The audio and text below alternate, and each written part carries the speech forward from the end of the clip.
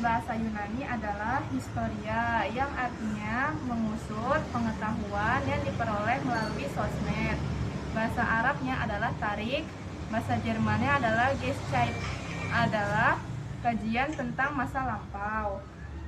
Khususnya bagaimana kaitannya dengan manusia. Dalam bahasa Indonesia, sejarah, babat, hikayat, riwayat, tarik, tawarik, tambo, atau histori dapat diartikan sebagai kejadian dan peristiwa yang benar-benar terjadi pada masa lampau atau asal-usul silsilah, terutama bagi raja-raja yang memerintah.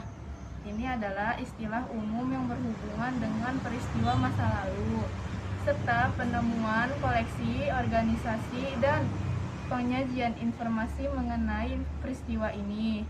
Istilah ini mencakup kosmik, geologi, dan sejarah makhluk hidup, tetapi seringkali secara umum diartikan sebagai sejarah manusia.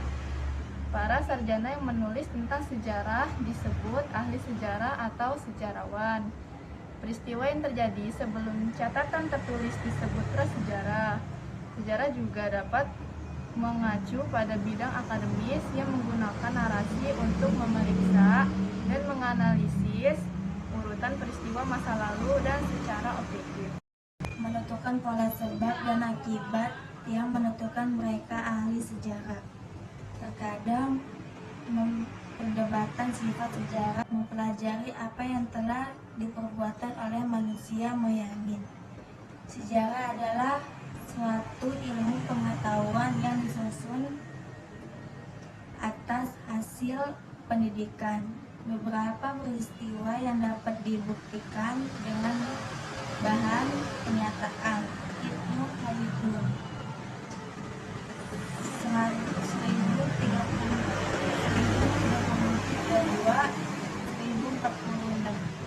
Sejarah didefinisikan sebagai catatan tentang masyarakat umum.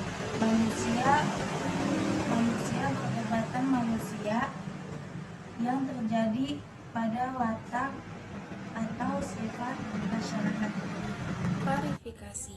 Karena lingkup sejarah sangat besar, perlu klarifikasi yang baik untuk memudahkan penelitian.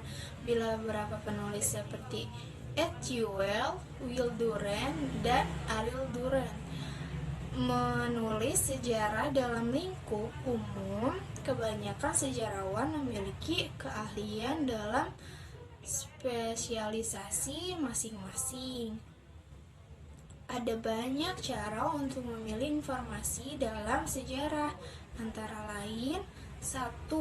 Berdasarkan kurun waktu atau kronologis. 2. Berdasarkan wilayah atau geografis. 3. Berdasarkan negara atau nasional. 4. Berdasarkan kelompok suku bangsa atau etnis. Dan 5. Berdasarkan topik atau pokok bahasa atau tropikal. Sejarah sebagai ilmu pada hakikatnya adalah menjadi peristiwa. Itu merupakan unsur yang membatasi peristiwa sejarah. Kajian sejarah, ahli-ahli terkemuka yang membantu mengembangkan metode kajian sejarah, antara lain Leopold von Ranke, Louis Bernstein, Agnes Geoffrey, Rudolf Hamilton, 6M Tripelgan, dan Ajiri Taylor. Pada tahun 1960-an, para ahli sejarah mulai meninggalkan narasi sejarah yang bersifat epik nasionalistik dan memilih menggunakan narasi kronologis yang lebih realistik. Ahli sejarah dari Prancis memperkenalkan metode sejarah kuantitatif. Metode ini menggunakan sejumlah besar dan informasi untuk menelusuri kehidupan orang dalam sejarah.